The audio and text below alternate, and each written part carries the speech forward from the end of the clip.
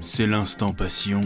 Hop, petit instant passion auto-promo, sachez que nous avons ouvert une nouvelle chaîne YouTube qui s'appelle Spatule Bros.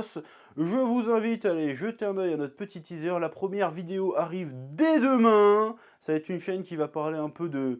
il n'y a pas de thème précis en fait, c'est une chaîne vraiment de la bonne humeur, de la passion. On va rigoler, on va faire à bouffer, on va faire plein de trucs, ça va être trop bien. Donc voilà, donc si t'aimes rigoler et c'est que tu veux passer le temps avec nous, dans la bonne ambiance et devenir un de nos bros, je t'invite à t'abonner à la chaîne Spatule Bro, le lien est dans la description. Et maintenant, go la review. À bientôt, oui. C'était l'instant passion. Ouais. Salutations tête de nain, je suis le chef et bienvenue dans cette petite review hebdomadaire de la saison finale, la saison 4 de Shingeki no Kyojin, de l'attaque des titans, des géants tout nus qui mangent des gens, même si c'est plus tellement le sujet, parce qu'en fait on voit plus tellement de gens tout nus qui mangent des gens en fait, mais c'est pas grave. Aujourd'hui on va parler de l'épisode 8, et quel épisode? Quel épisode? Je sais, tu te dis, depuis le temps qu'il nous dit qu'on n'est pas prêt, ça devait être pour ça. Mais même pas! C'était même pas pour ça qu'on n'est pas prêt. Mais quand même, je sais que je suis chiant avec ça, mais on n'était pas prêt. Tu sais, je pensais être prêt encore une fois, parce que j'ai lu le manga, je savais ce qui allait arriver. Et pourtant, quand c'est arrivé, eh ben, ça m'a touché quand même. J'ai fait putain! Oh, du coup, j'ai pas trop la patate. Tu l'as? Tu l'as? J'allais dire, quand j'ai vu la scène, j'ai fait oh purée! Purée de pommes de... Je vais arrêter sur le champ lexical de la patate, parce que, en fait, ça me rend triste. Ça me fait rigoler, mais tu sais, c'est un rire mélancolique, genre oh, les pommes de terre. En vrai, je pourrais plus me faire des potatoes comme avant. Je veux dire, il y a un avant et un après cet épisode. Hein. Pourtant, j'ai lu, je sais que ça allait arriver. C'est arrivé il y a 3-4 ans dans le manga, et pourtant, de le revoir, là, ça me... Ah ouais, ça me chamboule, ça me bouleverse. Oui. Alors, encore une fois, épisode très bien. Plein de trucs intéressants à relever, à analyser dans cet épisode. Hein, je vais parler de la fin et de l'événement tragique de l'épisode vers la fin. Donc, restez connectés. Je sais pas pourquoi je te sors des phrases de merde. Bon, un épisode très bien, mais que j'ai constaté au second visionnage, parce que je regarde l'épisode 2 fois, c'est que, comment dire, il y a un rythme un peu bizarre. Tu sens qu'ils ont voulu... tu sais, on remplit un petit peu avant d'arriver à la dinguerie de fin d'épisode. Or, c'est habilement rempli. Je dis pas qu'il y a des trucs un peu inutiles. Globalement, c'est assez habilement rempli. Mais tu sens que dans le rythme, ça traîne un petit peu. Ça traînouille. Pour faire genre, hop, on va finir là-dessus pour arriver sur un espèce de cliffhanger, de climax, de conclusion, appelle ça comme tu veux, de l'épisode un peu swagué. Je sais pas si tu vois ce que je veux dire, parce qu'en fait, dans l'épisode en tant que tel, il se passe pas grand-chose en vérité. Il se passe pas grand-chose, mais ça raconte énormément de choses, malgré tout, hein, ne me fais pas dire ce que j'ai pas dit. Mais tu sens que dans le rythme, ils ont essayé de... Tiens, on va gagner un peu de temps en s'attardant un peu là-dessus. Genre par exemple la scène où Gabi et Falco s'arrêtent pour parler en plein milieu de la ville, pour rattraper le... Ils sont en train de courir après le dirigeable, puis ils s'arrêtent en plein milieu de la ville pour discuter. Ils discutent assez longtemps, il se passe 2-3 scènes, t'as l'espèce d'explication de Pic qui explique que oui, en fait, le soldat qui était là, je l'avais déjà vu avant, en fait, c'est un mec qui bosse avec Sig. Et puis boum, fin de la discussion, comme par hasard, le dirigeable passe juste au-dessus d'eux. Bon là, tu te dis, bon, il y a une couille avec le... Voilà, ils ont vraiment fait en sorte que... voilà, on a gagné du temps. Parce qu'en vrai, normalement, tu t'arrêtes 5 minutes pour discuter, le dirigeable, il est loin. Je sais très bien que ça va pas spécialement vite, ces trucs-là, mais quand même... là, c'était un petit peu gros, donc c'est pour ça que je te dis que le rythme était un petit peu chelou, mais bon, l'épisode était quand même très bien. Première chose notable de l'épisode, on a enfin le trio réuni, hein, c'est-à-dire Armin, Eren et Mikasa qui se revoient encore après quelques années de séparation apparemment. Hein. Et que dire, si n'est que nous on est content de les revoir ensemble, mais eux... l'ambiance est un peu glaciale, l'ambiance est un peu froide. Quand Armin il ouvre la trappe du truc pour aller récupérer Eren et qu'il regarde Eren dans les yeux, tu sens que y a de la rancœur. Il s'est passé des choses, de l'eau a coulé sous les ponts, j'ai envie de te dire. Tu sens qu'il y a des petits griefs. Tu sais, Eren il est là, oh tu m'en veux mon copain? Et là tu fais sale bâtard, tu vois. Il le regarde, fait je te tends la main parce que bon t'es mon pote quand même, tu vois, mais t'es vraiment... J'ai envie de te claquer, j'ai envie de te cracher à la gueule. C'est comme ça que j'ai senti. Genre, ils sont un peu déçus des reines, tu vois. Genre, putain, vas-y. Et il le relève, tu vois. Et même Mikasa, c'est oui... il est pas trop défendable sur ce coup-là. Tu sens qu'elle a envie de le défendre, tu vois. Mais en fait, il est pas défendable. Elle fait ouais, bon, en fait, c'est un bâtard, c'est tout. Il est obligé de faire des dingueries à cause de son plan de merde.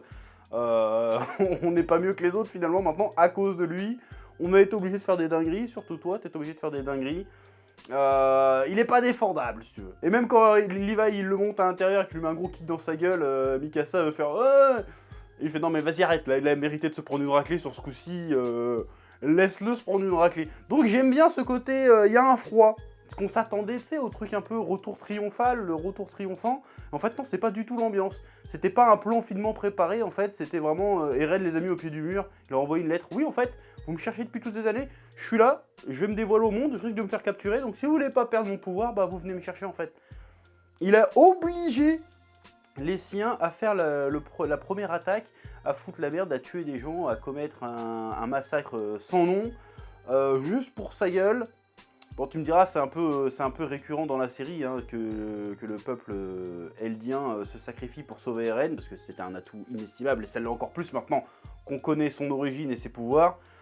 Donc j'aime bien ce côté-là, ce côté Eren, en fait, il se met tout le monde à dos. Il se met les mares à dos, il se met les siens à dos, parce que lui, son truc, il veut accomplir son objectif, et rien ne l'empêchera, même s'il faut qu'il se mette ses potes à dos, et ben il va se mettre ses potes à dos. Lui, il veut la liberté, il veut être libéré de l'oppression et de ses ennemis, et ben il y va à fond, quitte à faire des sacrifices. Et du coup, ces sacrifices ont un coût quand même, c'est pas juste... Enfin, son objectif a un coût, et son coût, ça serait de perdre ses amis, de perdre sa famille. Alors, il va en perdre physiquement, hein, avec la mort de Sacha, on y reviendra après, mais il risque aussi de les perdre d'un point de vue sentimental, j'ai envie de te dire. Parce que tu sens dans le regard d'Armin que... voilà, il en a gros sur la patate, j'ai envie de te dire, pour revenir sur ce champ lexical de la patate.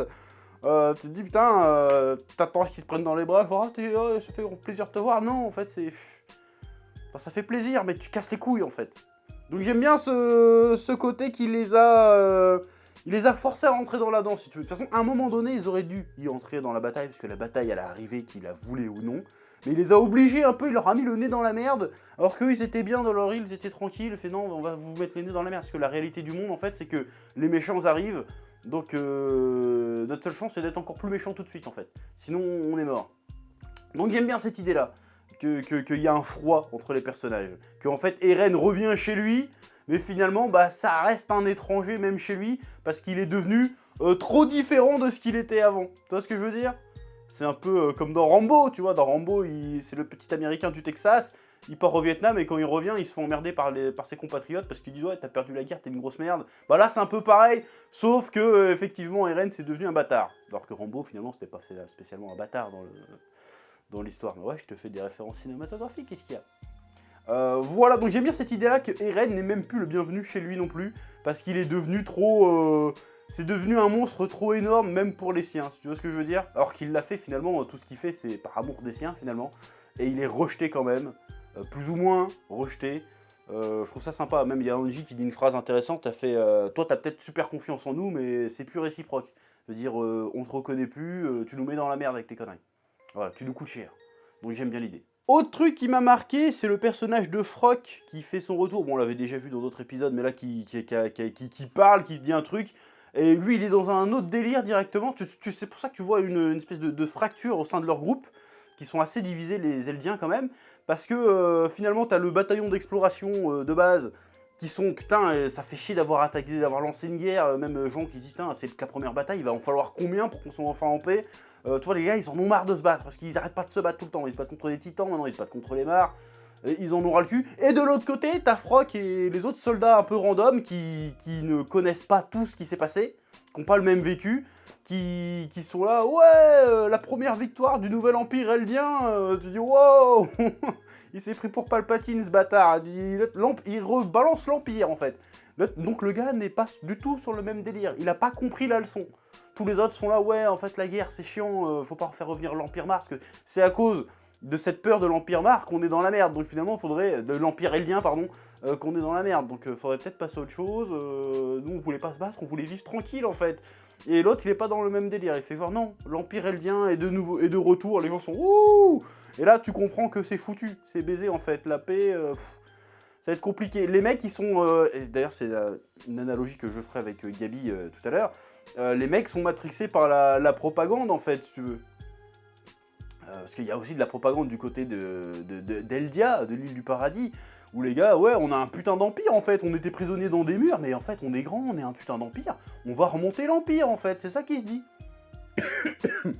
Alors que, normalement, c'est pas la solution. Donc, en fait, ils repartent comme en 14, c'est le cas de le dire.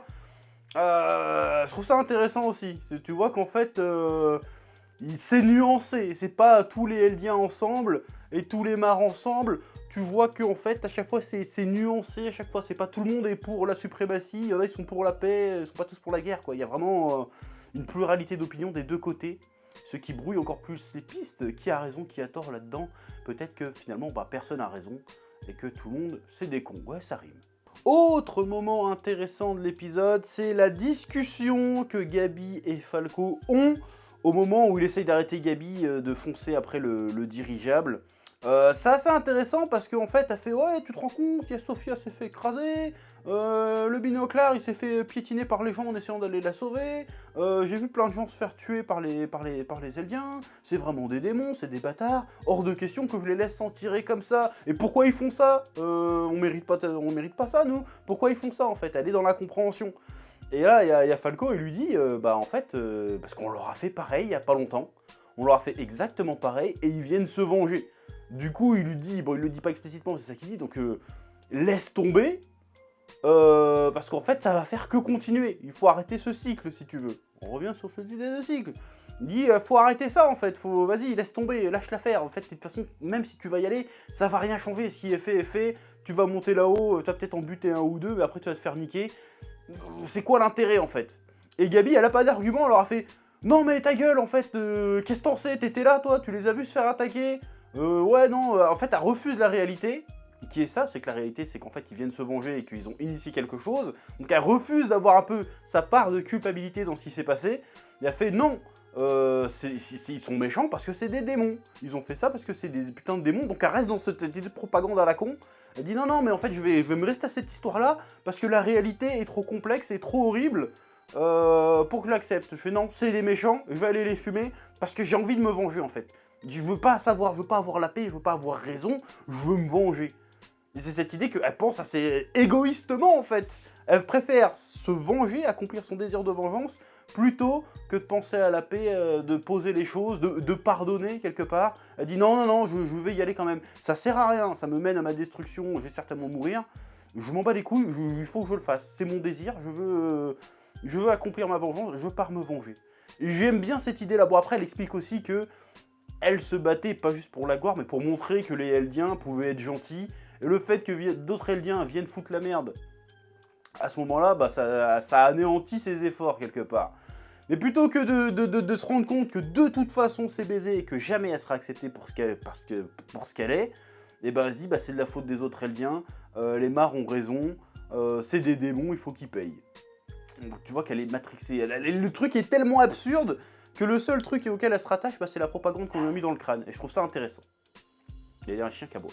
Et encore une fois, cette discussion montre que tous les Mars, en général, Mars, Eldien Mars ou Mars, comme tu veux, encore une fois, c'est nuancé. Ils sont pas tous pour la guerre. Il y en a qui comprennent, qui sont plus ou moins humains, j'ai envie de te dire, qui sont là, oui, mais bon, la violence engendre de la violence. Peut-être que si on les laisse filer, on en restera là, et puis l'affaire sera réglée, tu vois, c'est ça, c'est vraiment Falco qui, vu qu'il a vu l'exemple de Reiner, il se dit, bon, en fait, ça craint d'être un peu trop impérialiste, d'être un peu trop chauvin, calmons-nous, détendons-nous, essayons de pardonner, de passer à autre chose, peut-être que nous vivrons de meilleurs lendemains, peut-être que la guerre, c'est pas la solution, peut-être que la haine, bon, c'est chiant, et puis t'as les gens comme Gabi, qui sont matrixés, parce qu'ils souffrent aussi, hein, parce que bon, elle a vu des trucs pas cool, et qui n'arrivent pas à passer outre leurs propres désirs, leurs propres faiblesses, j'ai envie de te dire.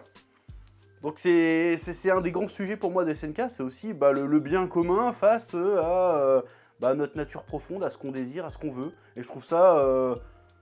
ouais, c'est un sujet à aborder, qui est abordé avec assez de subtilité ici, et en plus mis dans un contexte assez global, d'une guerre ethnique, j'ai envie de te dire, qui est assez intéressant, n'est-ce pas là, l'histoire de l'humanité, finalement, ouais, je te sors des phrases. Donc je trouve ça intéressant, En plus, c'est des enfants, c'est ça qui est stylé, c'est que c'est au travers des enfants, en fait. Donc c'est des gens qui sont, par définition, qui ont toute la vie devant eux, a priori, et qui n'ont que le choix de devenir qui ils vont devenir. Tu vois ce que je veux dire? Ouais, ma phrase est pourrie, mais t'as compris ce que je voulais dire? Parce que Falco, si tu veux, devant lui, soit il peut devenir un Rainer complètement dépressif, soit un Eren complètement matrixé et motivé à tout niquer, soit peut-être qu'il peut faire une autre voie, c'est-à-dire, bah, viens, on pardonne, on fait autre chose, on laisse tomber, on arrête la guerre. Ça sert à rien, en fait. Et t'as Gabi qui est pareil, sauf qu'elle a déjà choisi de choisir le chemin, a priori, d'Eren, c'est de se venger coûte que coûte, de combler ses désirs de vengeance, de penser finalement qu'à sa gueule jusqu'au bout. Et ça, c'est vraiment passionnant. Ce qui nous amène à la mort de Sacha, qui arrive de manière un petit peu impromptue. Je veux dire, tu t'y attends pas trop. Mais après, maintenant, une fois que tu sais que tu regardes l'épisode, tu vois que c'est plus ou moins annoncé. Tu sais, quand Connie il fait « Ah, vous êtes vivant, vous comptez plus que les autres à mes yeux, nanana ». En général, quand t'as des moments un peu d'émotion, un peu de complicité, un peu appuyée, dans une histoire comme ça, c'est que pas longtemps après, il y a un des persos qui va y passer. C'est très souvent comme ça.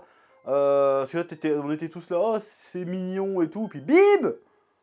Dinguerie qui arrive, elle se fait faucher par une malle de manière un peu conne, parce qu'ils étaient en train de fêter la victoire, ils étaient en train de ouais, on a gagné, on est en sécurité, on peut se relâcher. Bon, en fait, non. Tu sais, une fois que tu as commencé la guerre, en fait, elle te lâche pas comme ça, en fait. Vous avez voulu foutre la merde, il va falloir prendre les conséquences de ce que vous avez fait. Et là, ils se prennent une conséquence directement dans leur gueule, c'est-à-dire qu'une de leurs potes se fait tuer bêtement, j'ai envie de te dire, même pas sur le champ de bataille, même pas face à un titan, par une gamine énervée qui arrive avec un fusil et qui lui a mis une bastos sans même la viser, qui a tiré au hasard. Donc c'est ça encore, qui est encore plus cruel quelque part. Et tu te dis, oh c'est vraiment une saleté, Gabi, elle a tué Sacha, mais Sacha vient de fumer 50 mecs en fait. Donc c'est ça l'absurdité de la guerre, c'est que finalement t'en viens à voir une gamine qui bute une autre gamine, parce que bon là adulte, mais c'est une gamine, t'as compris ce que je voulais dire. Des gens gentils et purs, des gamins innocents naïfs, sont des tueurs. Sacha, elle a passé les 2 derniers épisodes à sniper des gens, si tu veux. Donc quand Gabi arrive, elle a toute la légitimité de fumer Sacha en fait.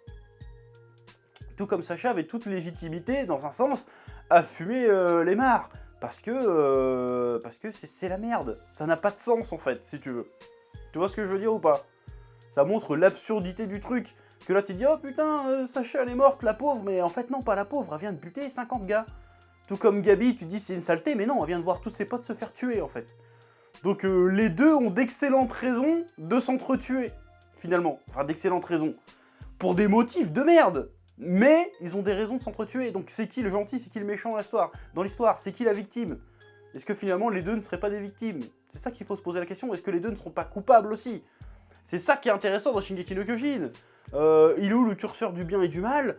Bah il est dans ton cul, parce qu'en fait il est plus là maintenant. Maintenant, avec ce qui vient de se passer, cet arc-là, le curseur du bien et du mal, il n'existe plus. Alors qu'avant, il était assez clair. Je n'irai pas jusqu'à dire que c'était manichéen, mais t'avais l'humanité qui devait survivre face aux titans. Les titans, c'était des monstres un peu monolithiques, si tu veux. C'était des créatures sans cerveau qui attaquent, qui bouffent les humains parce que c'est leur nature de bouffer les humains.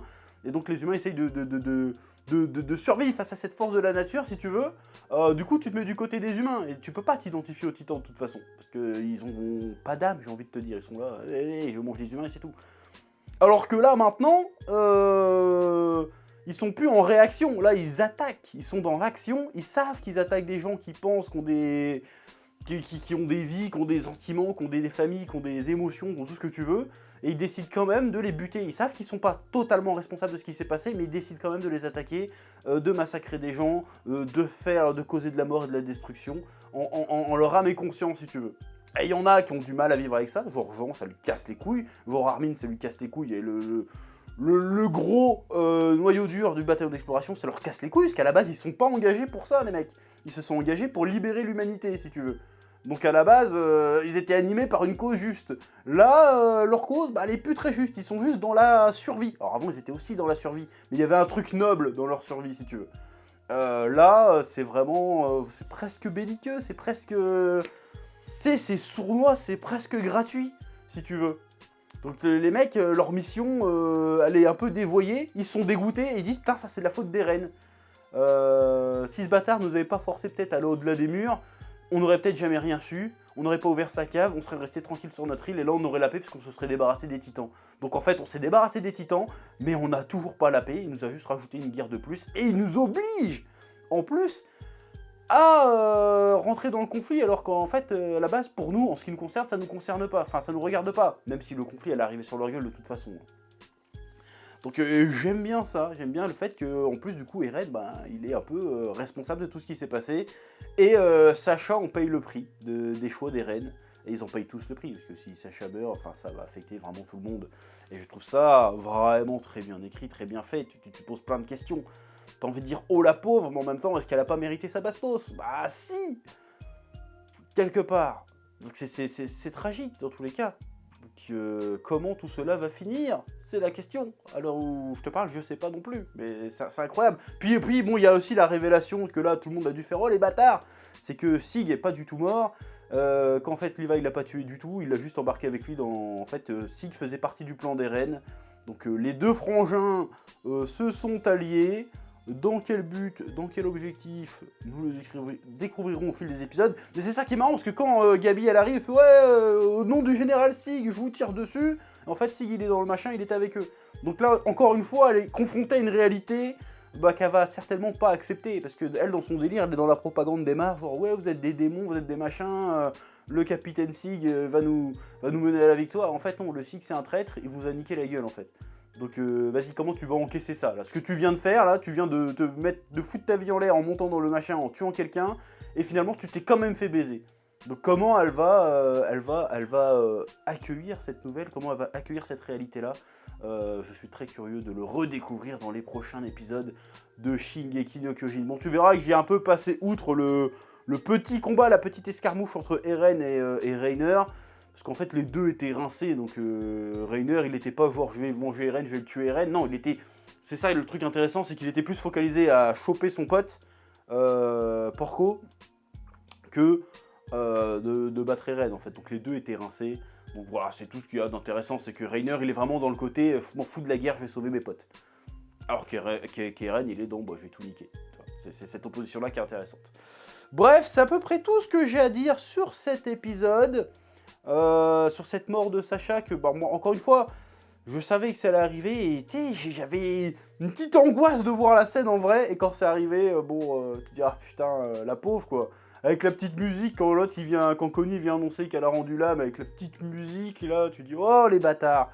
Non, franchement, y en a qui se plaignent de l'animation et de cette saison, mais en vrai elle est vraiment très très bien. En vrai ça fonctionne de ouf. Y a rien à acheter, en vrai y a rien à acheter. Bon, peut-être une petite CGI un peu dégueulasse de temps en temps, mais c'est pinaillé, en vrai c'est très très bien. Et je suis très très content de pouvoir voir ça et d'en parler avec vous. Voilà, c'est à peu près tout ce que j'ai à dire sur cet épisode. Je vous laisse le soin de mettre un petit commentaire pour le référencement, un petit pouce bleu, de s'abonner, de partager la vidéo auprès de tous vos amis. Et je vous dis à la semaine prochaine pour de nouvelles aventures. Oui, en fait, sur moi, c'est pas tout à fait fini. J'ai oublié que je voulais parler d'un élément important, enfin que j'ai trouvé super intéressant dans l'épisode. C'est la réaction d'Eren à l'annonce du décès de Sacha. C'était super intéressant, pourquoi? Parce que Eren, qu'on pensait devenu impassible, devenu froid et cruel, a une réaction émotionnelle pour la première fois durant cette saison. C'est-à-dire qu'il se remémore Sacha quand il entend « Ah, c'est quoi ces dernières paroles ?» et qu'il fait « Oh, elle avait envie de viande » et qu'il se met à rire et que tu sens qu'il souffre parce qu'il regrette vraiment. Tu te dis « Ah, finalement, peut-être que le Eren, le vieux Eren est toujours là. » Et c'est intéressant. Pourquoi? Parce que quand il a entendu la phrase de Sacha, pour moi, il a dû se dire un truc du genre en fait, elle est restée fidèle à elle-même jusqu'au bout. Elle est restée comme elle était. Elle n'a pas été changée par la cruauté de ce monde, si tu veux. Même au dernier instant, elle va mourir, elle se fait tuer par une gamine. Elle n'est pas en train de dire « Oh, j'ai la haine, vengez-moi ». Non, elle dit « Oh, je me referais bien un dernier morceau de bidoche avant de clamser ». C'est typiquement dans son caractère, dans sa personnalité. Tu te dis que malgré tout ça, elle n'a pas changé. Et alors que Eren, lui, a changé, que tous les autres ont changé. Mais Sacha, elle est restée fidèle à elle-même depuis le début. Et ça, c'est beau, c'est un petit côté, un petit message d'espoir, un petit côté que oui, le monde n'aura pas raison de tout. Et des gens comme Sacha peuvent exister avec leur bonne humeur, comment dire, leur excentricité, leur joie de vivre ne sera pas ébranlée pour autant. Donc ça laisse une petite lueur d'espoir et c'est intéressant ce que ça nous dit que putain peut-être que l'ancien Eren est toujours là quelque part, il reste peut-être un peu de bonté en lui et qu'il est toujours attaché à ses amis finalement et que cette mort le touche vraiment et on s'attendait pas dans le contexte, vu comment il se comportait, on s'attendait pas à le voir craquer, que le gars il vient d'écraser des gosses, des familles, de détruire des pâtés de maison au calme, sans pression. Et puis en fait, tu te rends compte que si ça lui pèse, et le truc qui fait déborder la goutte d'eau, c'est que bah, sa pote Sacha est morte, mais elle est morte en restant fidèle à elle-même, en étant toujours cette petite note de bonne humeur malgré tout, en demandant un petit bout de viande alors qu'elle est en train de se vider de ses boyaux. Voilà, je trouvais ça super juste, super subtil, super intéressant, super bien pensé. Voilà, donc il fallait que je le cale dans la review. Du coup, maintenant, je te dis à bientôt. Oui. Eh oh, tu vas pas te barrer comme ça, hein? Tu vas laisser un pouce bleu? Un petit pouce bleu, hein? Puis tu regardes aussi les autres vidéos? Parce que voilà, tu t'abonnes? Ouais?